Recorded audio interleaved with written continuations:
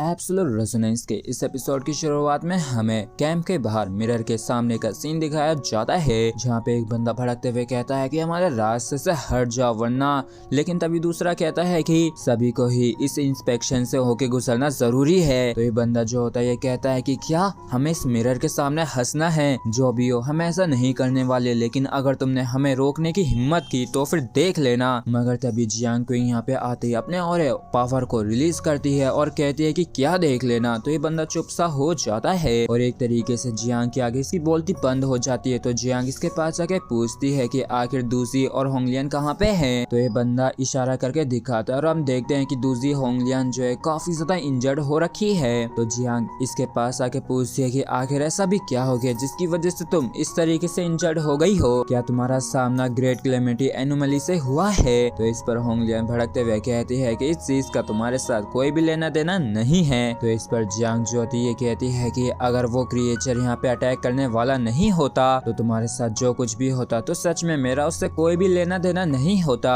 इसलिए होंगलियन चलो मुझे बताओ क्या तुम कॉन्टेमिनेट हो चुकी हो? तो इस पर होंगलियन हामी भर देती तो जियांग तुरंत ही इसको रिलीज करने के लिए कहता है और जैसे ही लड़की होंगलियन को नीचे उतारती है तो होंगलियन अपने पैरों पे खड़ी नहीं हो पाती और जियांग के ऊपर गिर जाती है। और हम देखते हैं कि वाकई में होंगलियन के अंदर इतना भी दम नहीं होता कि ये खड़ी भी हो पाए और जियांग क्विंग जो होती है इसको संभालती है। और फिर क्या तो होंगलियन जो होती है इससे पूछती है कि जियांग क्विंग आखिर तुम्हारा क्या करने का इरादा है? तो जियांग जो होती है कुछ लड़कियों को इनके पास आने के लिए कहती है और क्योंकि ये इधर का व्यू ब्लॉक करना चाहते थे इसलिए ये सब घेर के खड़ी हो जाती हैं होंगलियन को, जबकि यहाँ से लड़कों को दूर भेज दिया जाता है। जबकि इस तरफ हम देखते हैं कि जैसे जियांग इसके बालों को हटाती है तो हम देखते हैं कि इसकी बैक पे उसी एनोमली का इविल सा फेस बन रखा होता है जो कि स्माइल कर रहा था। और फिर जियांग क्विंग जैसे इस इविल से फेस को दिखाती है तो बाकी की लड़कियों के वाकई में होश उड़ जाते हैं, क्योंकि अगर इस इविल से फेस का असर इसके ऊपर हो जाता है तो ये यहाँ पे सभी के जान के पीछे पड़ जाएगी और सबसे लड़ने लगेगी। और इस चीज को देख के सभी लोग कहते हैं कि ये तो एक स्माइलिंग फेस है और ये तो अब भी मुस्कुरा रहा है, ये वाकई में काफी डरावना है। जबकि जियांग क्विंग जो होती है ये कहती है कि क्योंकि तुम ज्यादा पॉइंट्स तो कमाना चाहती थी तो इसलिए तुमने उस क्रिएचर का पीछा किया ये सोच के कि तुम एफर्टलेसली प्यूरिफिकेशन टावर्स को क्लियर कर लोगी, लेकिन अंत में जाके तुम्हारा खुद का सामना उससे हो गया। तो होंगलियन जो होती है गुस्से से कहती है कि इस चीज का तुम्हारे साथ कोई भी लेना देना नहीं है। तो जियांग क्विंग जो होती है इसके बम पे मारते हुए कहती है कि इस ब्यूटीफुल सी बॉडी का कोई भी मतलब नहीं रहा है, एक तरीके से ये बेकार है क्योंकि अभी की सिचुएशन के हिसाब से तुम ज्यादा समय तक होश में नहीं रहोगी और काफी जल्दी तुम्हारा फ्लैश और ब्लड को ये निगल लेगा, जिसके बाद तुम्हारी बॉडी जैसी दिख रही है वैसी नहीं रहेगी। और इस चीज को सुन के होंगलियन के भी होश उड़ जाते हैं और ये घबराते हुए कहती है कि जियांग क्विंग प्लीज मेरी मदद करो। तो इसके लिए जियांग क्विंग मान जाती है और ये बाकियों से कहती है कि तुम सभी सुनो, तुम सभी को ही कुछ समय के लिए इस मिरर के सामने हंसना होगा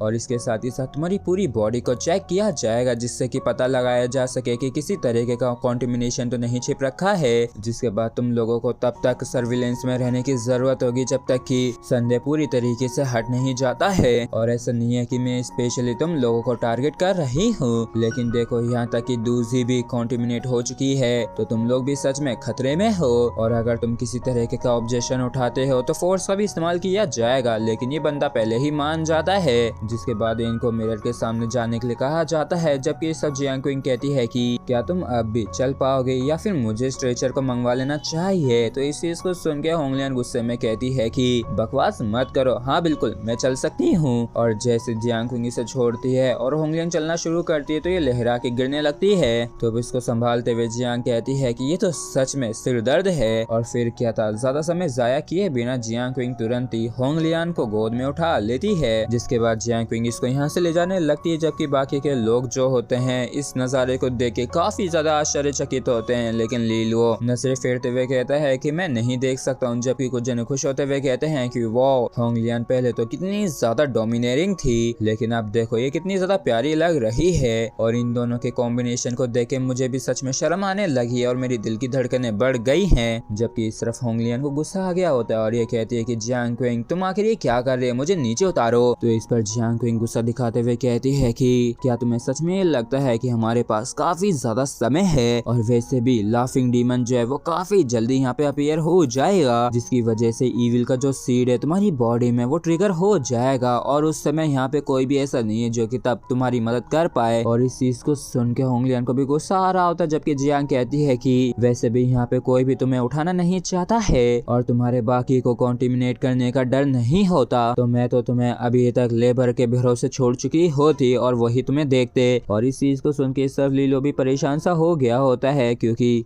इनडायरेक्टली जियांग क्विंग इसको ही लेबर कह रही होती है। और इन सारी बातों को सुन के होंगलियन जो होती है अपनी दर्द भरी आवाज में कहती है कि जियांग क्विंग, क्या तुम जानबूझकर मुझे एम्बैरेस कर रही हो? तो जियांग क्विंग जो इस पर चिल्लाते हुए कहती है कि मुंह बंद करो और हिलना बंद करो और अब मैं अपना काम शुरू करने वाली हूँ। और इतना कह के जियांग क्विंग जो होती है किसी तरीके के लिक्विड को इसकी बैक पे स्माइलिंग फेस के ऊपर डालने लगती है, जिसकी वजह से होंगलियन को दर्द हो रहा होता है। और इस तरफ हम देखते हैं कि ये जो इविल सा फेस होता है ये इस प्यूरिफाइंग पाउडर को खाने लगा होता है। और इस चीज को देख के जियांग हैरान होती है। तो होंगलियन बताती है कि प्यूरिफाइंग पाउडर को इस्तेमाल करने का कोई भी मतलब नहीं है, क्योंकि ये जो स्माइली फेस है ये मेरे फ्लैश और ब्लड को कंज्यूम करके इसको डिसॉल्व कर देगा। तो इस चीज को सुन के जियांग जो होती है ये कहती है कि ये जो स्माइली फेस है ये पहले ही तुम्हारे फ्लैश और ब्लड के साथ मर्ज हो चुका है, इसलिए इसको प्यूरिफाई करने के लिए सबसे पहले हमें इसको अलग करने की जरूरत है, जिसके बाद हमें इसको अपॉर्चुनिटी देके एलिमिनेट कर देंगे। नहीं तो यहाँ तक कि अगर हम इसे बाद में प्यूरिफाई करने का सोचते भी हैं तो मुझे तो नहीं लगता है कि तब तक हमारे पास कोई रास्ता भी बचेगा इसको हटाने का।